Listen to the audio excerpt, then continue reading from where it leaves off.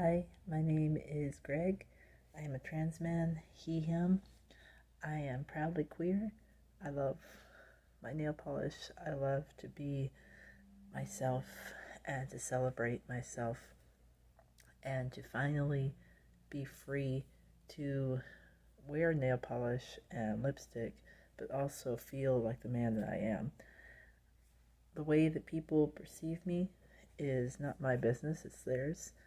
So if someone misgenders me because of the queer aspects of myself, it's not my fault. It's because we have been taught from our beginnings that things like makeup and clothing and hairstyles are gendered, and they're not. There's this beautiful feeling once you can just be yourself and know that your gender expression and who you are is still intact. I am he, him. I am a man, and I have not had my top surgery yet. I haven't been able to afford the surgeries, and I'm still valid. People who have dysphoria are valid. People who don't have dysphoria are valid. People who are trans and straight, and people who are trans and bi and gay and queer, it's okay. You're still yourself. I lived for a while with some people who said they were trans allies, but turned out that they weren't. Just want to give you a little bit of information on that and how you can spot a fake ally. It's very painful to talk about, so excuse me if I happen to dissociate a little bit. But I want to let people know about this because it's important. Some people, when they tell a trans person, especially someone who's newly out, I've been out for a year and a half, but I've always felt this way. But whenever people will tell you immediately, I am a trans ally, whenever you're freshly out, it's really, really difficult to not just believe them at their word, because you really want to believe that these people support you, and that whenever your family and your other friends have turned their back on you, you still have people who care about you and who you are. And these particular people, they make sure to tell you many, many times they're a trans ally, they're a trans ally. But then you start to get some little bits of information that you didn't have before.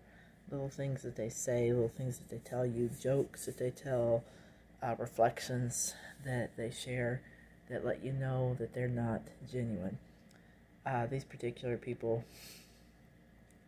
they would constantly make jokes about private parts, and just constantly. And they'd constantly ask me when I decided to be a man, constantly ask me if I thought it was moral to change my body, constantly bring up biblical passages on why someone like me shouldn't exist, and constantly say things like, it's against God, but I still care about you, or, that's between you and your maker, but I still care about you. All of this reinforces the fact that they believe it's morally wrong for me to be myself. I'm an atheist. I have been for a while. I used to be very conservative Christian, and I'm not, because I had really bad experiences. Love forced conversion therapy and shit like that. But these particular people, when they come at you and they tell you that they support you, they care about you, and they start saying really hateful things and trying to erase you. And they say things like, this one particular comment was made that was calling LGBTQ community alphabet people. That's erasure. That's not okay.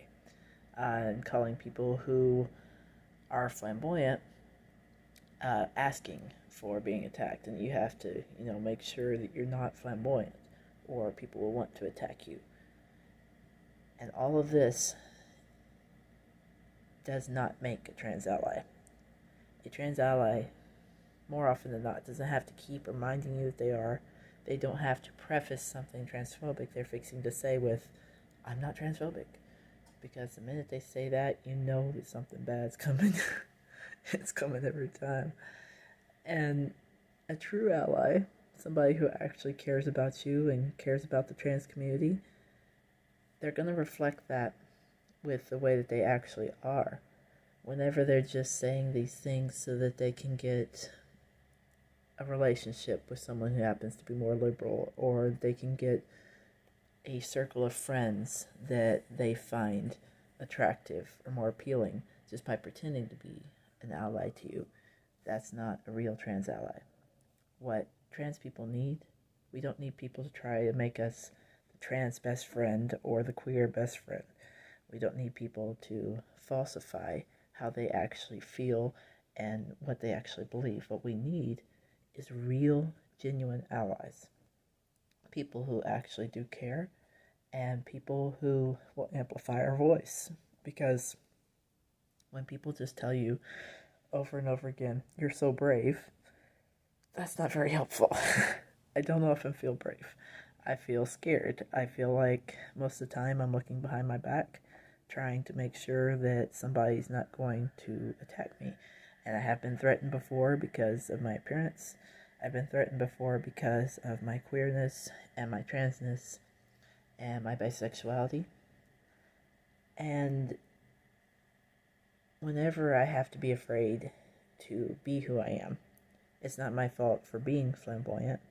There are places where I have to be more careful, but you cannot blame the person who's being attacked and the person who's being targeted, the person who's being marginalized for the way that they appear because of the reactions of others. You cannot blame trans people for getting attacked.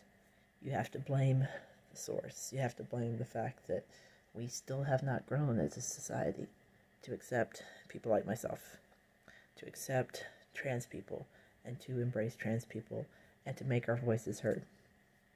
You have to understand that our society still sees us as something we're not.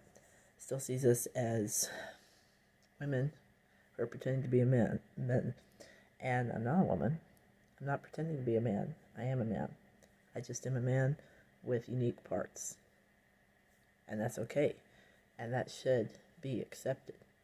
And a real trans ally, someone who actually cares, will work with you as trans people. They'll work with you to make sure your voice is heard. They'll hand you the mic.